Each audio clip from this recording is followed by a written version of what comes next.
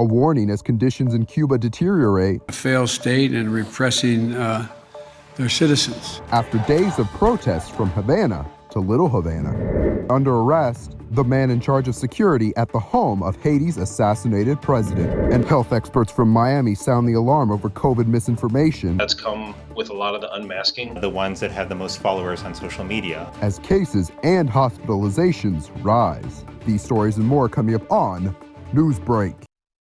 Hello, South Florida. I'm Zitlali Solache. And I'm Danelle Dukin. Today is Friday, July 16th, 2021.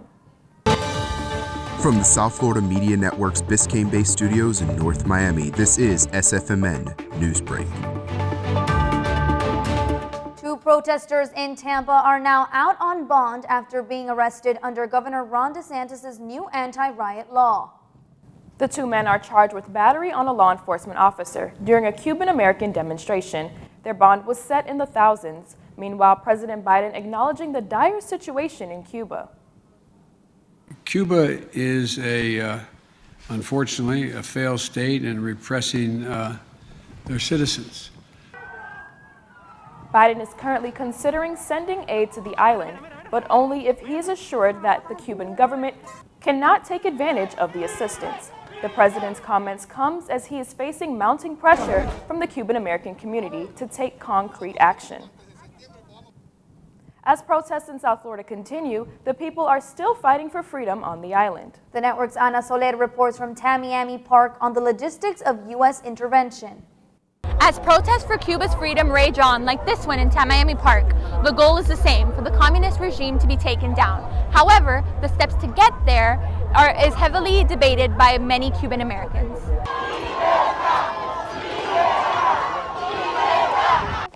Cuban exiles and Cuban Americans have been taking to the streets to chant for the island's freedom, from the Palmetto to Doral to popular Cuban restaurant Versailles.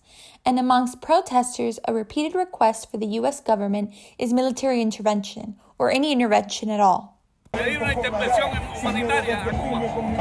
Una intervención humanitaria, con eso resolveremos el problema. Yo creo que debe haber una intervención humanitaria militar para poder ayudar a nuestro pueblo que está desarmado. But experts in the island's political and socioeconomic history think that intervention might not be the best idea. I would expect, unfortunately, a very prolonged and bloody war of intervention. Similar perhaps to what just happened, we just witnessed the retirement of retrieval of military troops from Afghanistan, and they were there for 20 years. He adds that President Biden's statement on Cuba was a good example of the direction the government should go when it comes to Cuban affairs. It's only words, but I think words matter. And to express the solidarity of the U.S. government with the Cuban people and its right to protest, and then also the call to abstain from violence, although, of course, the Cuban government hasn't necessarily followed that advice. I think all those are important. Only time will tell what the American government decides to do for Cuba's crisis.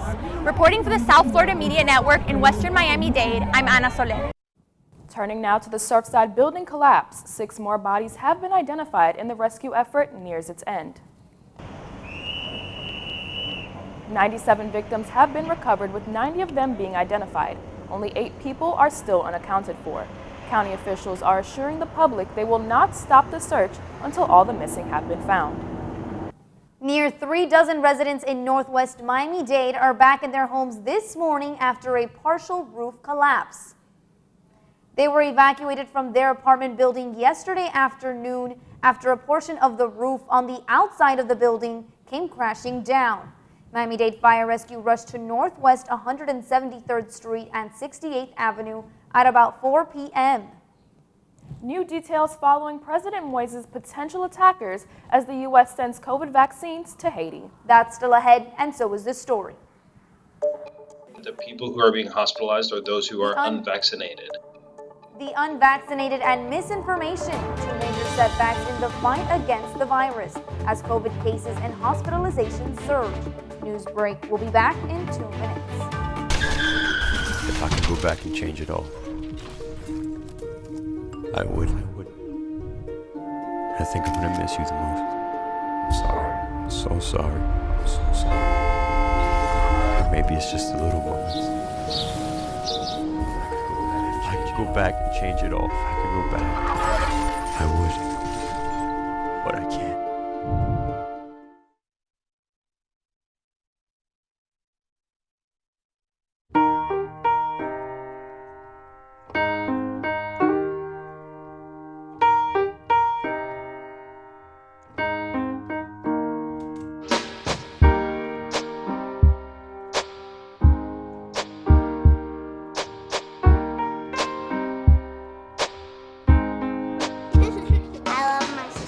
My heart doesn't see race. Love is love. Roll over. Can't high five. All right. When you adopt a shelter pet, you discover all the things that make them unique. And your mother and... I am totally a hot person. Right, guys? Thanks for being honest. They're a little bit of a lot of things, but they're all pure love. Adopt pure love at theshelterpetproject.org. Today I'm going to talk to you about physics. Come on in, girls. Let's go. This is the first rocket to get humans to Mars. Really tall. I'm a rocket structural engineer, designing and building parts of the rocket. You are the generation that will be stepping foot on Mars. Do I have a group of astronauts on my hands? Yes. You can become a rocket scientist or whatever else.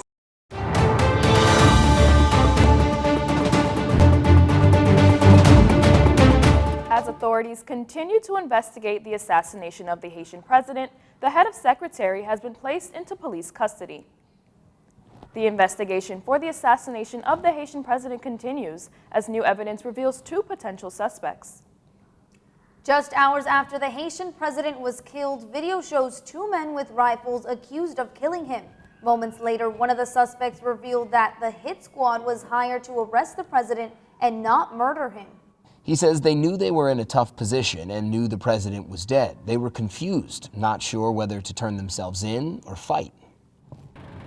In other news this week, the U.S. government delivered over 500,000 Moderna COVID vaccines to Haiti. This donation is part of President Biden's efforts to boost the lack of vaccination rates in poorer countries. COVID-19 vaccination rates in the U.S. are down, but with the spread of the variant, concerns are still present. The network's Helen Acevedo reports from Jackson Memorial Hospital on the threats to the spread.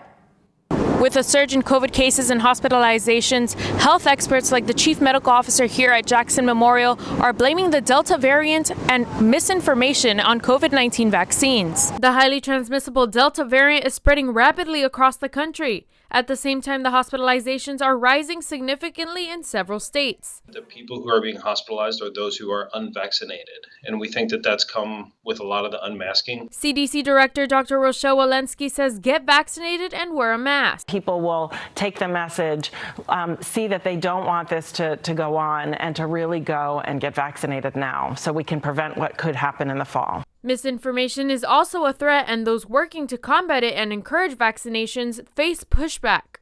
Tennessee's former top vaccine official says before she was fired, someone mailed her a dog muzzle to send her a message. They obviously didn't know me because they sent me a size 3, which is for beagles, and I'm obviously a pit bull, which requires a size 6. However, the U.S. Surgeon General stresses that it is crucial to continue fighting misinformation. You've got to recognize that sometimes the most trusted voices are not the ones that have the most followers on social media or the ones that have the most, name recognition. The U.S. Surgeon General, who grew up here in Miami, says that sometimes the most trusted source is a mother, father, faith leader, or local doctor or nurse. Reporting from Jackson Memorial Hospital, Helen Acevedo, South Florida Media Network. That's all the time we have for Newsbreak. I'm Zitlali Solache. And I'm Danelle Dukin. Get more news anytime at sfmn.fiu.edu.